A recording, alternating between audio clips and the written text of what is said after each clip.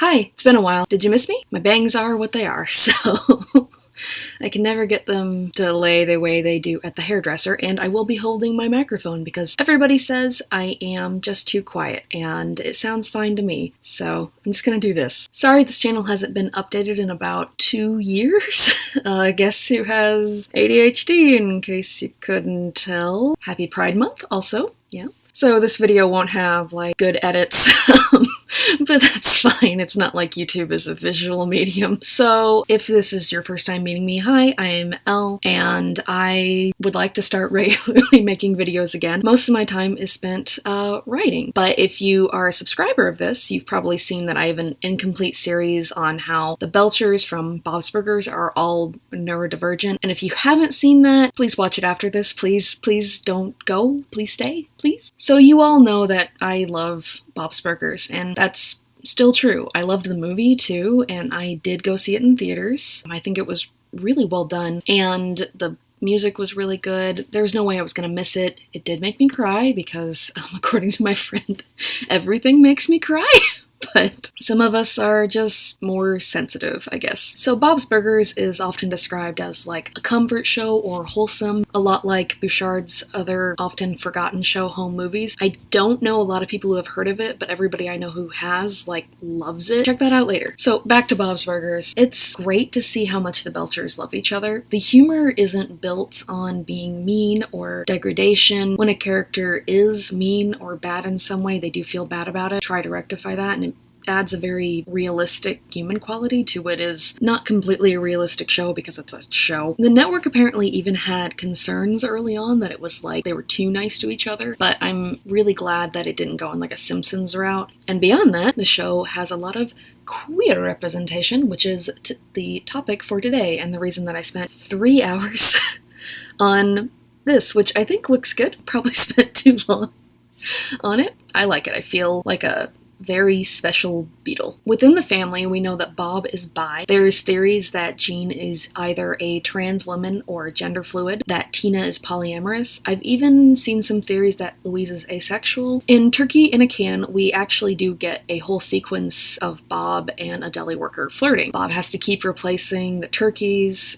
because he loves Thanksgiving, mostly just because he loves to cook. In this exchange, eventually we get to the point where the deli worker actually gives Bob his number, and at one point he's like, alright, we're gonna go on my break, and, you know, I can't believe we're doing this, like, he's like into it. Bob, he's like, I can't, I gotta go, and when he turned to leave, he says, I'm married, but even if I wasn't, who am I kidding? You're out of my league. It would never work. He explicitly clarifies in the exchange that he is, but that he's married to Linda. And at another point, Mr. Fishoder, his landlord, asks him if he should put clothes on him because he's wishy-washy. And then he's like, are you gonna try to kiss me because you used to be straight? And Bob never clarifies and says, I am straight. That never comes up. It's just there. Normally in a lot of, like, family sitcoms of any kind, animated or not, Bob flirting with this deli worker would be like some huge plot point and like something that they thought about. But in this, it's just an acknowledgement of Bob's queerness. It's just as normal as acknowledging what food you like. And that's how all the queerness in Bob's Burgers is. It's just kind of there.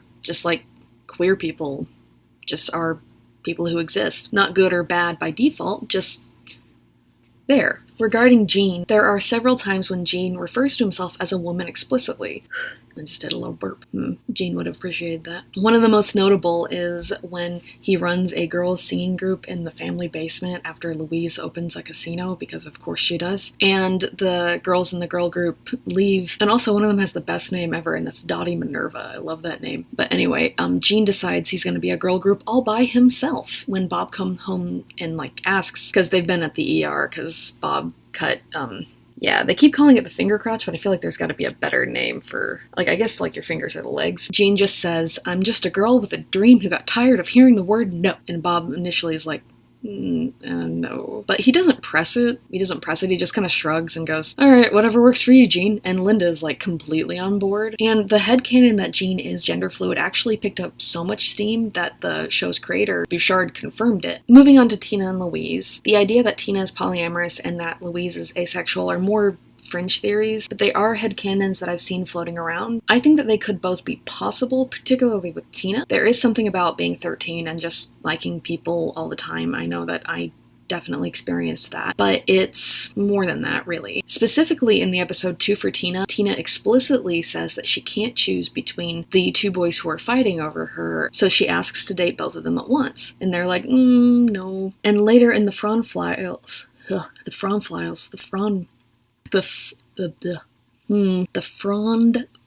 Later in the Frond Files, one of the show's like vignette episodes, Tina writes a story where she ends up with something like 10 zombie boyfriends who she just dates all at the same time. So with her, I do understand why people have that headcanon. I do think that there's some weight to the idea, but unless there's like a lot of age progression or we get to see these characters as like adults at some point, I don't know if that will ever be fleshed out. With Louise, I feel like she's not quite at the age of exploring how she feels romantically or otherwise towards other people. We do see her develop a crush on Boo Boo, who is a singer in a boy band that Tina is obsessed with, and she is immediately like really overwhelmed by it. She also does kiss her friend Rudy at one point because he expects this girl to kiss him and she ends up breaking his heart. She's definitely the kind of person that if you hurt someone she loves, she will hurt you. So that is like in line with her character. Louise doesn't fit into any girly stereotypes, especially in the way that Tina does. In Manic Pixie Crap Show, Louise asks Tina, like, is something wrong with me? Because all these little girls around her are like excited about like fairy tales and wands and like pink and like glitter, and she's just not into it. And Tina's like, oh, you are who you are. We also do see Louise repeatedly express distaste for like romance and romantic things just of any kind. But Louise is only 9. She spits out vegetables and hides them around the house. Gizmo, you gotta let me finish this, okay? We can go later.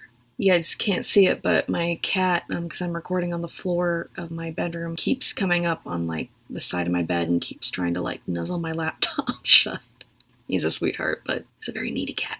But anyway, since the characters rarely age, we have like 2 birthday episodes, one where Tina turns 13 and one where Linda turns 44. We probably like won't ever get anything like Louise coming out as asexual, aromantic, or anything else. I think no matter what, though, her parents and family will accept her. If we never get there, we know that she's loved and supported. Linda, I do not think is queer, but she is repeatedly a very staunch ally. There are plenty of queer side characters too, and a 2-part Christmas story episode where there's even like a secret gay club and a drag queen giving this like Christmas performance. Gail's confirmed to be bi when we learn that she accidentally set her apartment on fire because she put her dental dams in the dryer. The Belchers know their lemon driver,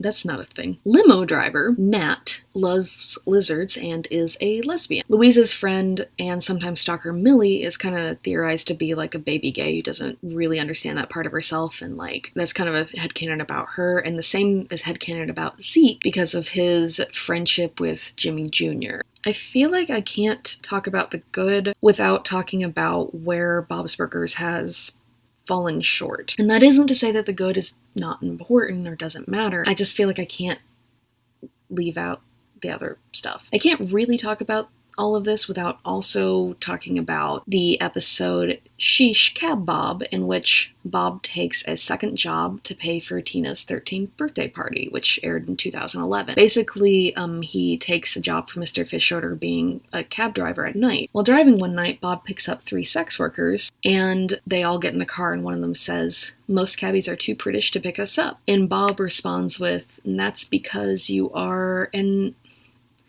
this is when things take not the best turn. The camera of animation, or I guess it would be called the camera, right? Because it's like the viewpoint. Is that what you call that? I'm just going to call it the camera. The camera focuses on features that would essentially... How do I say this? How do I want to say this? The camera has like a whole moment of focusing on features of these individuals that are less feminine. And Cha-Cha ends up finishing Bob's sentence with like, "fabulous," and they all kind of laugh about it. And Bob's like, "Don't worry, I'm a married man," to which Cha-Cha says, "So am I." And there are things about this that I do like. The first is Bob doesn't kick them out. He doesn't question them at all. Bob just immediately respects them and refers to them however they refer to themselves. And that part is not a bad thing. But it does not cancel or outweigh the other stuff. For starters, Bob uses some outdated language when talking to his family in the morning about the sex workers. I say outdated because it is language that I have actually heard used by Eddie Izzard, who is a non-binary woman, in the past. I don't really want to say it here because I don't know what YouTube will think of this whole video, but if you've seen the episode, you know what I mean. And there would have been a time where this would have been more common nomenclature, but like over time it's been considered offensive, and I think it's an example of how queer language evolves. My cat's sneezing. I have heard this used in conversation by queer and not cis people, not just Eddie Izzard. So I do think that that might have been what the writers were going for. But when it came out, and viewers since then have looked back on it and expressed a lot of concern about that use of language in the episode. So that's one thing. That actually kind of brings us to what is arguably the biggest issue of this episode. The problem isn't that they could be cross-dressed men or that they could be trans women, it's that we're not explicitly told who they are. With that kind of thing, with it being like on this international TV network and everything, the average viewer who's not like already on some level engaged in that conversation is probably not gonna take the time to learn what the differences are. Given that trans women are often accused by transphobes and people against trans rights of just being predatory, cross-dressed men, which has so much wrong with it.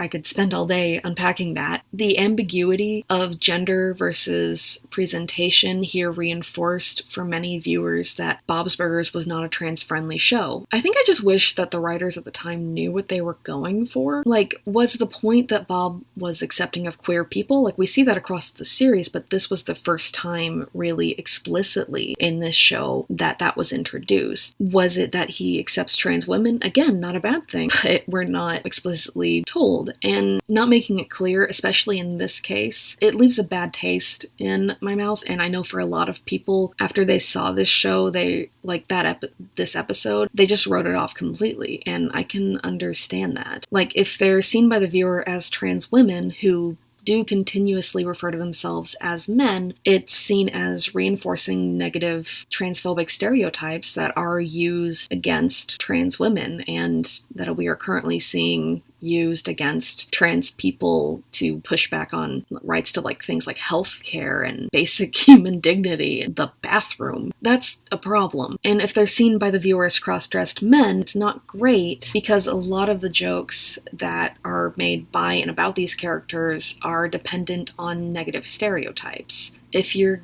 going to try to represent an underrepresented section of the queer community like this, you really do need to be explicit. Here, they just weren't, and I can completely understand people who watched this and decided that Bob's Burgers wasn't for them. Just as like a side note, in scripting this, I cannot spell representation for my life. When I was writing this, I misspelled it like something like 10 times by the time I got to this point. Anyway, this is also the episode where we meet Marshmallow, a black trans woman and absolute icon. However, there are issues people have pointed out with her representation as well. She was not voiced by a black trans woman at first, which that's not great. For a long time, she was voiced by the white cisgender actor David Herman. In 2020, series creator Bouchard announced that they were looking to replace Herman, basically because they wanted to accurately represent the community that they were representing, which is a good thing. And just recently in 2023, the Mary Sue reported that the show had finally recast Marshmallow's voice actress with Jerry Jones, a black trans actress. About it, Bouchard said that he was well-intentioned but ignorant when the creators created Marshmallow, which in this case is one of those things where outcome matters more than intent. Sometimes intent makes the outcome different, right? Sometimes that is subjective, but this is one of those instances where it's really not. Like, I'm glad that they got there eventually, and I'm glad that they introduced all these other characters that were queer, and they have a lot of good stuff going for them. And like, it says that Bouchard is willing to learn and grow, but I hate that it took this long, especially for a show that is lauded for its queer representation. There goes my AC, I hope it's not too loud. Also, I want you to know I misspelled representation again there, because of course I did. So, it's a mixed bag. All in all, I would say that Bob's Burgers does a lot right in regards to queer representation, but it has made mistakes that I don't feel like should be overlooked. I do think it's good that it's working to rectify them, and I hope that other media follows in those footsteps and tries to do the same. It makes me wonder what else they could do. Some people have suggested introducing another character like Marshmallow and kind of replacing Marshmallow. I think one thing that might work better would be if we actually spend like time with Marshmallow as a character, because right now she just like occasionally appears here and there, and I think it would be really great to like spend time exploring her, spend time exploring the world that she's in. You know, maybe she could come in and like there could be something where she like helps Bob with something, kind of learning more about what her world looks like and like having direct input from the voice actress. And I also think maybe Sheesh Bob should be removed from syndication.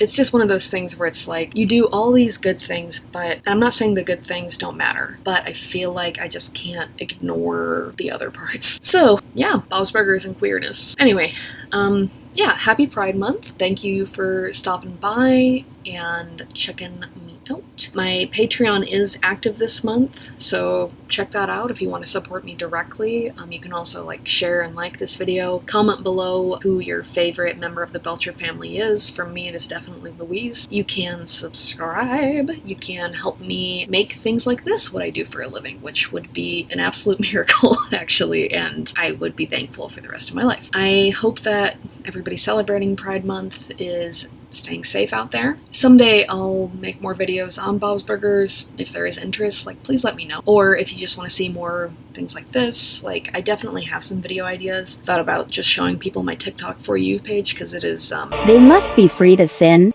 So much sin. Something. I hate making promises that I don't know if I'll keep. Also, all my socials and everything will be down below, of course. I hope that you follow me on the stuff, and I will see you when I see you. Bye!